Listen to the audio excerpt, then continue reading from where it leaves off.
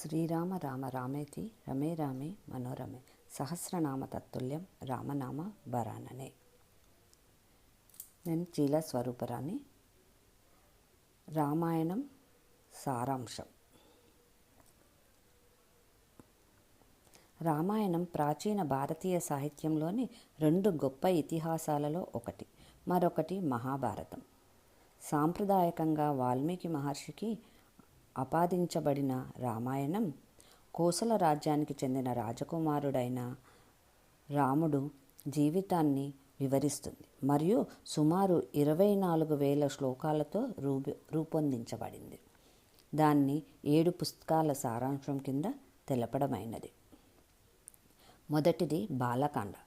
అయోధ్యరాజు దశరథుని పెద్ద కుమారుడు రాముడు మరియు అతని 3 సోదరులు భరతుడు, లక్ష్మణుడు మరియు శత్రుఘ్నుల పుట్టుకతో కథ ప్రారంభమవుతుంది. విశ్వామిత్ర మహర్షి తన యజ్ఞాన్ని రక్షించడానికి రాముడు మరియు లక్ష్మణులను తీసుకువెళ్ళి వారికి దివ్య ఆయుధాల ప్రయోగాన్ని బోధిస్తాడు. రాముడు స్వయంవరంలో అనుకూలుల మధ్య పోటీ. శివుని విల్లును విరిచి జనక రాజకుమార్తె సీత చేతిని గెలుచుకున్నాడు. అయోధ్యకాండ 2. దశరథుడు తన వారసుడిగా రాముడికి పట్టాభిషేకం చేయాలని నిర్ణయించుకున్నాడు.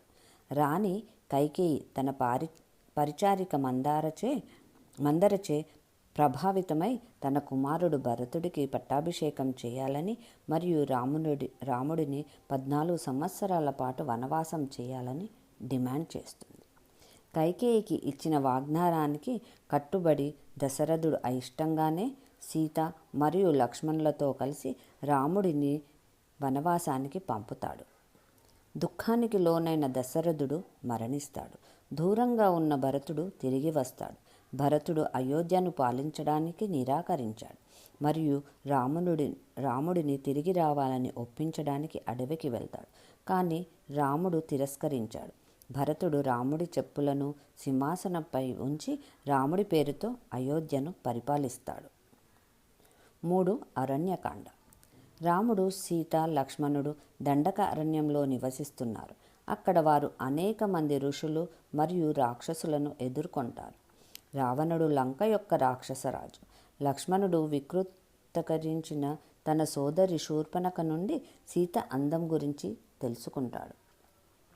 రావణుడు రాముడు మరియు లక్ష్మణులను వారి గుడిసె నుండి దూరంగా మోసగించి సీతను అపహరించి లంకకు తీసుకువెళ్తాడు. 4. కిష్కింధకాండ. రాముడు మరియు లక్ష్మణుడు వానరదేవుడు హనుమంతుడిని మరియు కిష్కింధకు బహిష్కరించబడిన రాజు సుగ్రీవుడిని కలుస్తారు. రాముడు సుగ్రీవుడి సోదరుడైన వాలిని చంపి సుగ్రీవుడు తన రాజ్యాన్ని తిరిగి పొందడంలో సహాయం చేస్తాడు. రాముడు సీతను కనుగొనడంలో సహాయం చేయడానికి సుగ్రీవుడు తన వానర సైన్యాన్ని సమీకరించాడు. 5. సుందరకాండ. హనుమంతుడు సీతను వెతుకుతూ సముద్రం దాటి లంకకు దూకుతాడు. అతను రావణుడి రాక్షసులచే కాపలగా ఉన్న అశోక తోటలో సీతను కనుగొంటాడు. హనుమంతుడు సీతకు రాముడి రక్షణ గురించి హామీ ఇస్తాడు.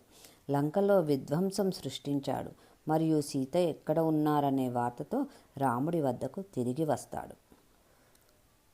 6. యుద్ధకాండ. రాముడు తన మిత్రులతో కలిసి లంకకు వంతెన కట్టాడు. రాముని సేనలకు రావణుని సైన్యానికి మధ్య భీకర యుద్ధం జరుగుతుంది. రాముడు రావణుని చంపి సీతను రక్షించాడు. సీత తన స్వచ్ఛతను నిరూపించుకోవడానికి అగ్ని పరీక్షకు గురైంది మరియు రామునిచే తిరిగి అంగీకరించబడింది. ఉత్తరకాండ 7. ఉత్తరకాండ. రాముడు మరియు సీత అయోధ్యకు తిరిగి వచ్చి రాజు మరియు రాణిగా పట్టాభిషేకం చేయబడ్డారు. అయోధ్య పౌరుల్లో సీత పవిత్రత గురించి సందేహాలు మళ్ళీ తలెత్తాయి. తన రాజ్యబాధ్యతను నిలబెట్టడానికి రాముడు అయిష్టంగానే సీతను వనవాసానికి పంపుతాడు. అడవిలో సీత రాముడి కవలల కుమారులు లవ మరియు కుశులకు జన్మనిస్తుంది. బాలురు వాల్మీకి ఆశ్రమంలో పెరుగుతారు మరియు తరువాత అయోధ్యలో తెలియకుండా రాముడిని ఎదుర్కొంటారు. గుండె పగిలిన సీత తన